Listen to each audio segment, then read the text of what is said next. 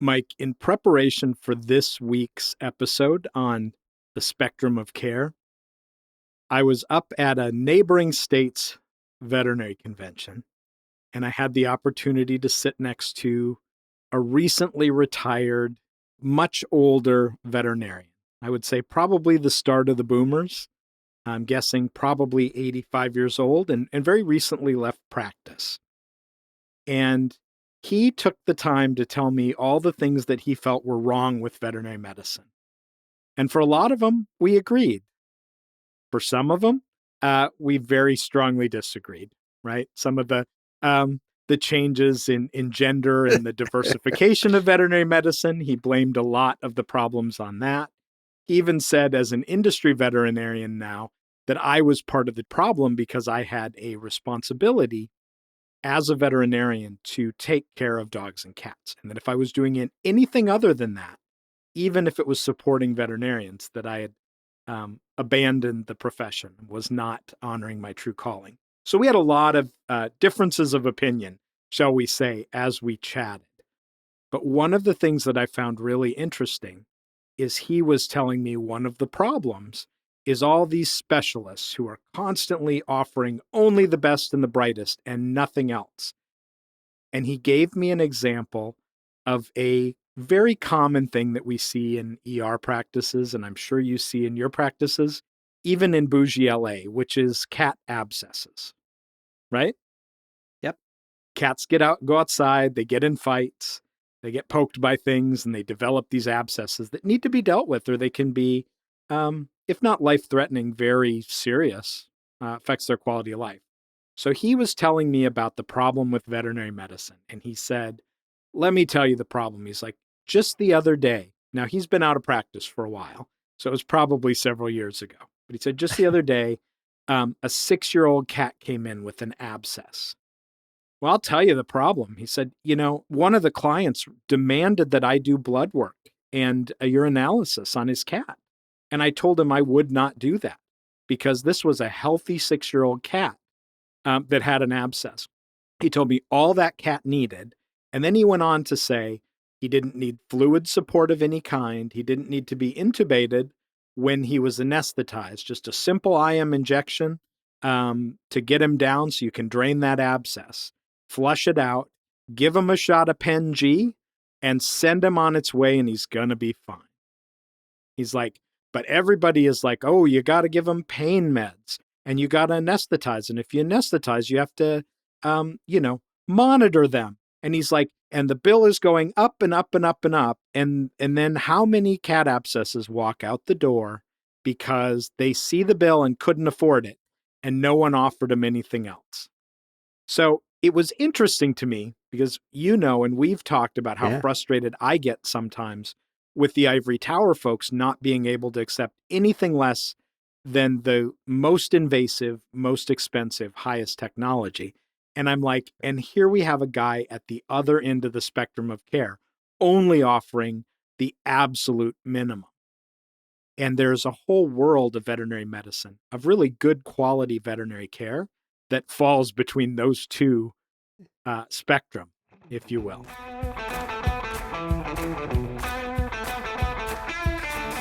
Welcome to the Vets Unleashed, where we gather animal professionals and animal enthusiasts to discuss the most pressing, silly, and interesting topics in the animal kingdom. I'm Dr. Scott. And I'm Dr. Mike. And wow, that was a great story. And as you're saying it, I'm like, oh yeah, I flip-flop back and forth between being that guy and going, to the people that I work with and saying, like, we can get by with doing, if they can't afford everything, this cat will probably be okay if we do a lesser thing. We're going to give it pain meds of some kind. We're going to, you know what I mean? Like, but we don't have to do, he's right. Do we have to do blood work on that one? Yeah, maybe not. You know what I mean? Like, if they can't, if it's the difference between treating the cat and not treating the cat, I agree with him 100%. but I also don't agree with not giving them Maybe the not, maybe not the option. pen G or lack of pain meds. Right. Yeah. Like maybe not there. But I was on board for a little while. I think some of it is not wrong. Just like everything about some of the high-end specialty offerings isn't entirely all right either. Totally agree. We've had that for sure. I mean, and that's what we're talking about, right? So we're talking about the spectrum of care and standard of care, and what do those things Right. mean, and what do they mean to us as veterinarians, and what do they mean to our clients? Well, and so to start with spectrum of care and what that really is, which is the topic of this, I'm going to start with a question. I'm curious to know what you think. Would you agree, maybe strongly disagree? Would you disagree with this statement? All pets deserve some level of veterinary care. I strongly agree. I strongly agree as well. And a majority of veterinarians strongly agreed with that statement. I'd be surprised if that wasn't the case. The reality is 28%, so over 1 in 4 clients or within the past 2 years have experienced some barrier to veterinary care. And that was a survey across all demographics. So one Yeah. in four, and by and large, that barrier is almost exclusively financial. Does Yeah. that sound reasonable to what you see in practice? Yeah. And I live in a place where, you can't swing a cat without hitting a specialist, number one. And Mm-hmm. number two, on one side of my practice is the A-list of Hollywood rich people, up on the hills. And then down on the other side is all the people that, we take care of their cars and their animals and all of that other stuff, right? So I do see a Right. large spectrum of what people can afford. And I never assume what somebody can afford or wants to afford. And probably more importantly, Or I is try not to willing to judge. afford. Yeah. And I Yeah. try very hard not to judge Yeah. the people either way. And we've had those conversations where sometimes it's equally as hard not to judge people who have resources and aren't willing to spend it on their pets as it is to people that maybe don't have the resources. So, For sure. For sure. and yet you look at some of the underserved communities and the incidence of having unspayed or castrated pets can be as high as 88% in veterinary deserts, which is, Yeah. again, not an acceptable if you're talking standard of care, which is the minimal basic level of care that we're providing to these animals in a community. I would say that doesn't reach the current standard of care across the US for what we offer in terms of Yeah. preventing unnecessary births. Yeah. And I think that's important to look at too. I was just talking today with one of my colleagues about what is standard of care for where we are. And is it the same? I mean, you and I both live in California. Number one, is it the same in Mhm. California as it is in rural Minnesota? And number two, is it the same in all parts of California? Um, you would think that if we're talking about a legal definition of some kind or something where it might come to you didn't provide my animal care and I'm going to sue you for that, Right. yeah, they'd have to have the same definition no matter where it is. But I don't know that that's easy to do. It does vary. It's so standard of care is is a legal term, right? So I wrote down how it was defined, which is the care required of and practiced by the average, reasonably prudent, competent veterinarian within your community. So there's enough, standard of care is very different than Yeah. spectrum of care and what we're talking about today. Standard of care Right. really only applies if you don't meet it. For that's when we would consider it a malpractice situation. And in Right. veterinary medicine, especially talking about spectrum of care and offering, sort of evidence-based treatment options Hmm. across predominantly you're looking at from less invasive and less expensive, but in some Sure. cases potentially less, less Likely to work. validated outcomes Yeah. or Yeah. less success, right? All the way up to, and sometimes we know that's not always the best either. Maybe that for a lot of conditions, just because we can do something doesn't mean we necessarily should. When you look at the evidence, is the increase in being more invasive, in stressing out Right. those animals, is that Right. worth the, 5% or 7% increase in survivability if the Right. quality of life is poor? I think for a lot of folks, Yeah. it might not be. Yeah, and that's a reasonable question to ask. You know what the best part is that you said it's the average of what's practiced in your area. And the good news is that all Right. the vets in my area are above average. Yes. Well, that's not good news for you. That's No, a it's high not. standard to meet every day, It but you're is. enough. I I thank you. And I just have to Uh, say, by the way, Dr. Mike worked all day today, and we are fitting in this episode at the end of a very long shift. And I can right. I can feel your energy drain. I know you just want to have I'm that the I'm gold standard, which is some our drink. curacao, some marshmallow flavored liqueur, orange juice. It's sweet, but it's It, good. So cheers mm, to you for still cheers. pounding out a Oh, podcast after a thank after a you. long day. Cheers.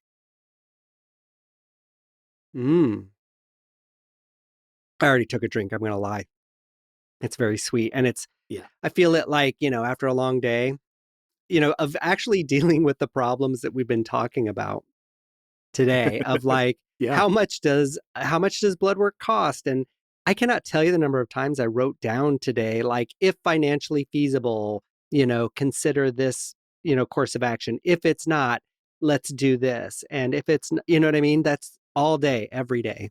And to your point, one of the things the AVMA shared when they proposed this idea of training on a spectrum of care is that they looked at the statistics, and nearly every veterinarian in private practice that took their survey reported that they were trying to implement at least one strategy to mitigate some of the financial barriers to veterinary care.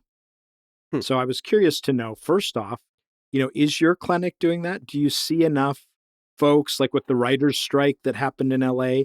Do you see enough folks where you actually, did some things or had payment plans or whatever that might be? Yeah.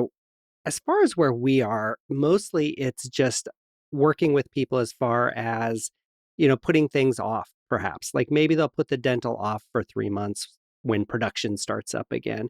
And we're in a place that there's definitely an ebb and flow of when people are working and how much money they have.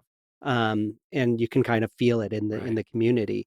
It might have been the same when we were growing up and I just didn't notice it during, farming the different seasons. Hmm. I don't know. Yeah, There was probably a big ebb and flow of when they had money and when there was less money. absolutely. I mean, as a farm kid growing Yeah, up and waiting for the crops to be harvested, yeah, and then we would always sell some in the fall to get kind of a wad of cash to live yeah, on through the winter. That definitely was the case, I'd say. And then some of the grain that we kept on the farm, we would sell again in the spring. So right, we'd get little like big fluctuations of our income in yeah, larger swaths. So yeah, absolutely. yeah.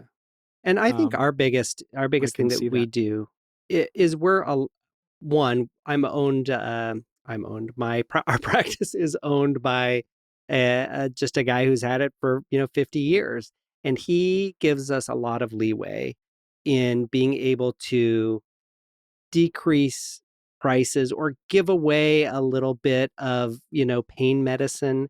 Um, it's basically a sort of a slush fund that doesn't actually have a fund, but if we know an animal's in Hmm. pain, absolutely give it the pain medicine. Don't worry about it. We will never get in trouble for that. He will never get mad at us for taking one extra x-ray just because we felt weird about something on it, just to make ourselves feel better. And so one of the reasons I like working where I do is that I have that freedom to do that.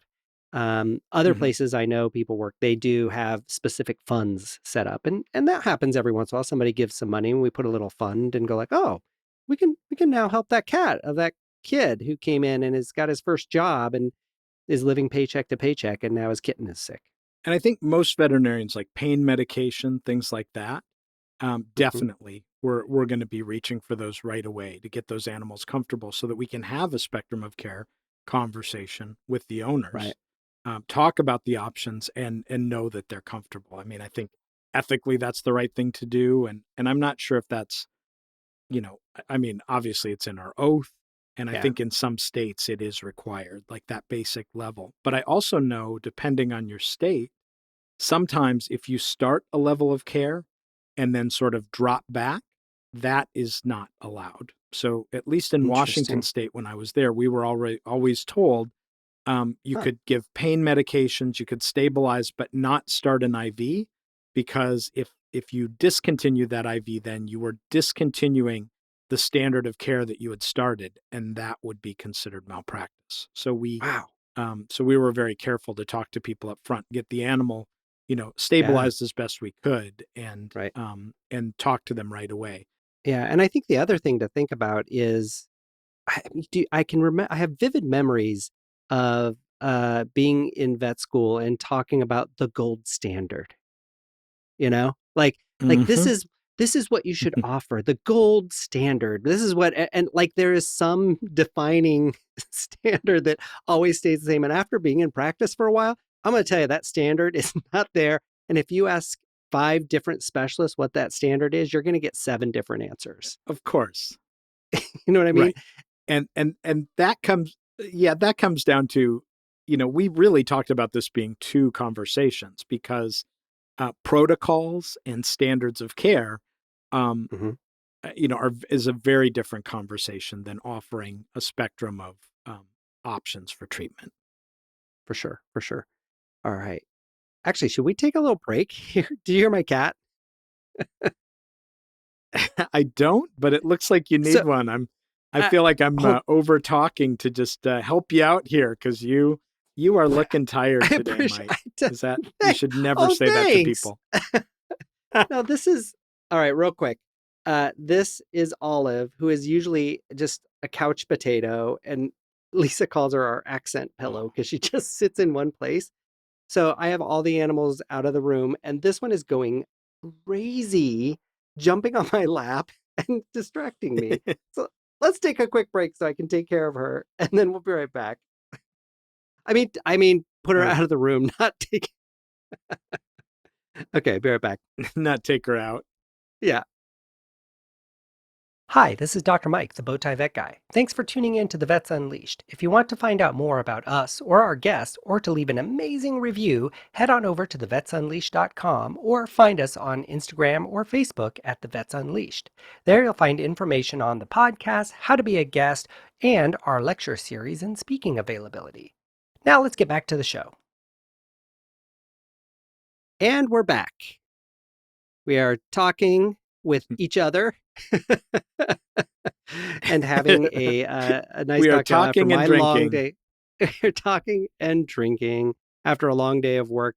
Well, we're talking about spectrum of care, um, and it's something that comes up every day, and um, what it means to have many different options, and what does it actually look like? What does offering spectrum of care look like? And so to me, I mean, I think the biggest thing is that you're giving options.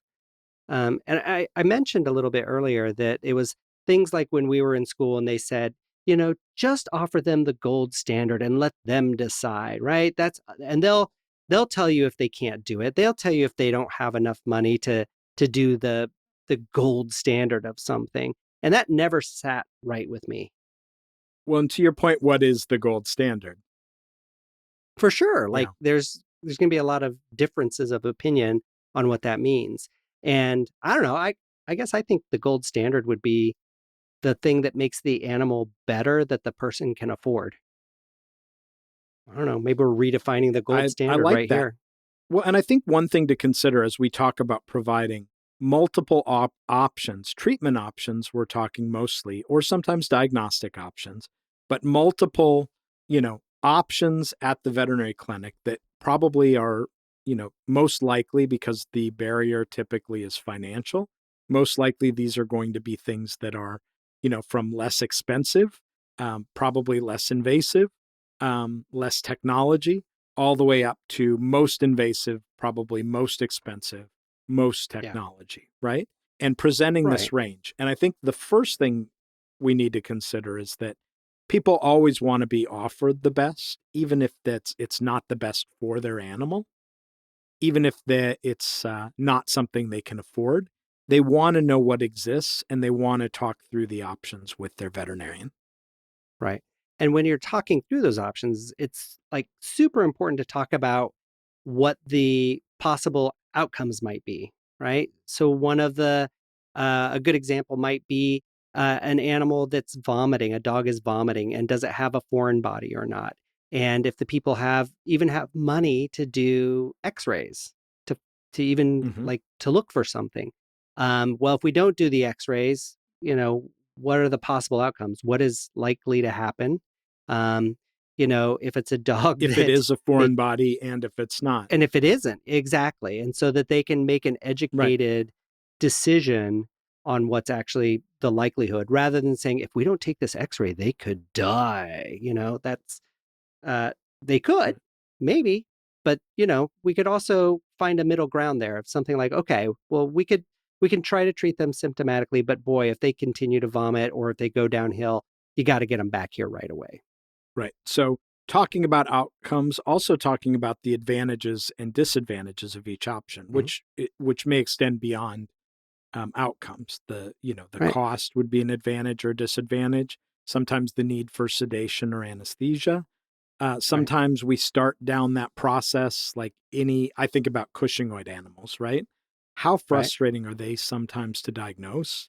So Oh, maybe if you present it as, let's just do a low dose dexamethasone suppression test as a screen, relatively inexpensive, but how many times do those come back as suspicious of Cushing's disease? We need to do hundreds of dollars more testing, so I think a lot of it is talking about what might happen, right? Like we can do this test. And if it's negative, we probably will put Cushing's disease aside. But hey, one of the disadvantages of not doing all the tests up front is we may end up in a situation where now I suspect it more, but it's still not a diagnosis. And if you're not going to have that money, what do we do there? yeah. I mean, I had one today that was a cat with a high ionized calcium. Right at end of the day, just talking about that. And it was because the calcium was high. And then they wondered, what's the next test? Well, let's do an ionized calcium to see if it's really high. Well, it's high, but Yeah. just a little bit. You know what I mean? Like one of these, like, can it just either be high or low, please? Like, can you just give me an answer? And it wouldn't, of course. And so, the Yeah. owners don't have tons of money. And so I'm racked with guilt thinking about like, what is the best way to spend their money? What recommendations should I make that I don't want them to run out of money before we get an answer? Well, and sometimes So, that may be clinically irrelevant. I'm guessing you probably did a uh-huh. rectal exam. Mm-hmm. Uh-huh. Mm-hmm. And a Yep. full, and a very thorough Yeah. physical exam. So, Yep. I think sometimes we beat ourselves up, but, the reality Yeah. is, Mm-hmm. if it's a bad cause, if it's a cancer, if it's something like Mm-hmm. that, it's not going to get better. And we Right. may have our answer on the next exam. Yeah. Yeah. Yeah. Yeah. Hmm. So in some cases, it's okay to wait a little bit and recheck something.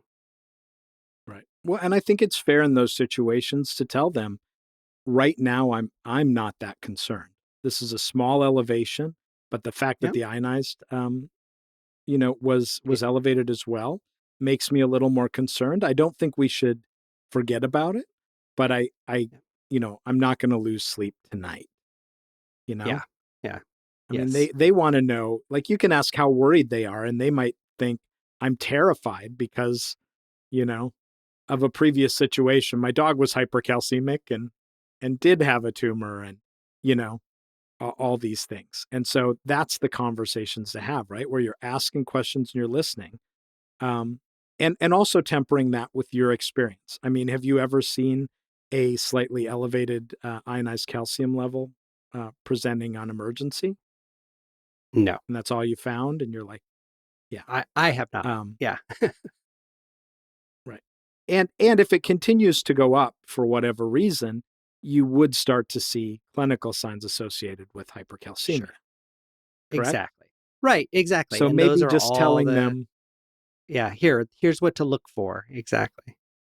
so we've been talking about offering a spectrum of care to our clients. And specifically, now that we understand the concept and what it is that we're offering, a range of treatment or diagnostic options, what does good look like? So we just mentioned sort of active listening, honest conversations you mentioned that you have. Mm. A couple other things the AVMA says can be helpful that I really like the idea was another was reflective listening, where we actually hear what we say and we reflect back what they're saying, paraphrase it. So it sounds like you're more concerned, um, about this slightly elevated calcium level um, Yeah, than I am, right? Or it sounds, Scott, like you're saying we should listen to what they're saying and then say it back to them, kind of just it, but in my own words. no, that's not what I'm actually. Yes, it is. Good job. I did not see that coming. Wow, you just blindsided me with your brilliance there. With that joke that Communication was, guru that you oh are. my gosh, coming right back at you. From a The million miles away. aristocrats. Oh, wait, that's a different joke. All right. So Yep. The other things they said is develop and deliver appropriate options that are evidence based. So, really, maybe even taking time. One of the nice things that you all have that I did not, well, I still had that luxury in small animal medicine, is we could leave the room for a minute. Let me go back and check on the lab results. Let me go look at those x rays, and then I'll put a plan together and talk to you.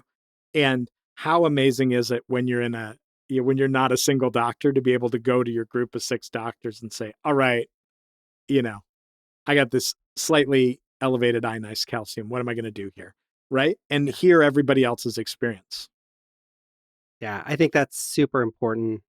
And last but not least is what it doesn't happen unless it's in the Record.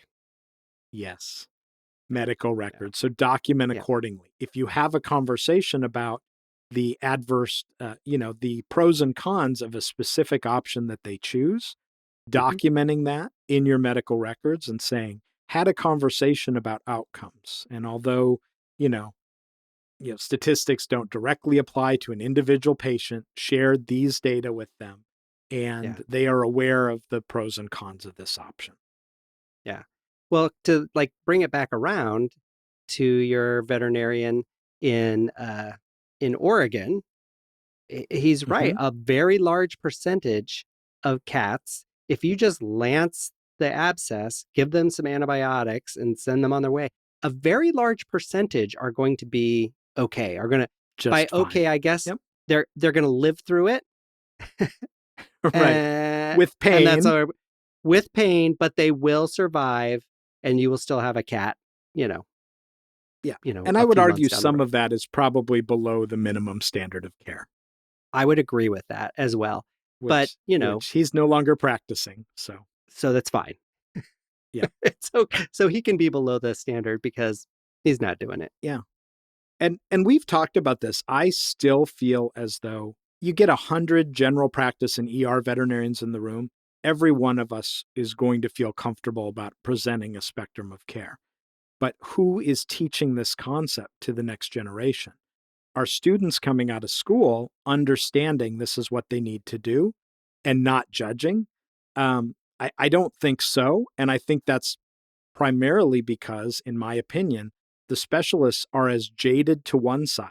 They believe and they've been trained and they've been conditioned from their residencies and their specialty hospitals to believe that average clients, the norm is for people to really want the highest level of technology, the highest level of care at whatever expense that costs. And I think they've missed the boat on that specific training. They haven't been, a lot of them haven't been in the trenches. And I just really feel, and all my experiences recently with the teaching hospital near where I live, as well as a lot of the teaching hospitals. I don't think the specialists necessarily are the right people to teach this. I think it's the community practice folks, maybe the ER specialists, but probably not. I think it's those of us who have practiced with the general public or practiced in underserved communities. I would agree with that. I think that the new graduates that I've worked with recently have all been very good, first of all, at what they do, but it's been very difficult Sure. for them. They really have a hard time presenting a spectrum of care because they feel like they're doing the wrong thing if they don't do exactly as they were taught in school. And that is a very hard thing to internalize for them. And I feel bad for them. I feel like I really want to help them learn that there is more than one way to do something. And not every option is the right option for every single patient with the same exact condition. Yep. And that extends far beyond just financial barriers. Yeah. I just think the people to teach that we don't have in veterinary medicine a specialty of general practice or family medicine. I really think we should. I think that's where so much of this wisdom and this knowledge comes from. I don't think many schools are having these discussions. We are. Yes. Even if they have the discussion, I think a lot of the grads are coming out with this idea that the highest and most technologically advanced level of care is the best care. And I think those conversations need to be had in veterinary schools. Okay, we've got someone who's very motivated and we're going to use our cyber knife and do chemotherapy. And, it's going to be $85,000 for this animal's brain tumor and they're going to die from it. But, is that right for this animal and this family? And what about in general practice? What are you going to encounter? And more to your point, if they don't do that and they walk out with nothing, have we done them a disservice? Because they only thought there was one option and they couldn't afford it or were unwilling to do it. I think that encapsulated it very well, Scott. And if you're a veterinarian out there that's just starting out or a vet student, start to think about this and think about what that looks like and what does it look like to offer enough for your patients that you can actually help them. Let's toast to giving people options. To options. Cheers. Cheers. Thanks for joining us for drinks and a conversation about veterinary medicine and our beloved animals. The Vets Unleashed podcast is wholly owned by the Vets Unleashed LLC with excellent production by Earweevil Audio. For more information about us, head over to thevetsunleashed.com. And as always, don't take advice from people who've been drinking.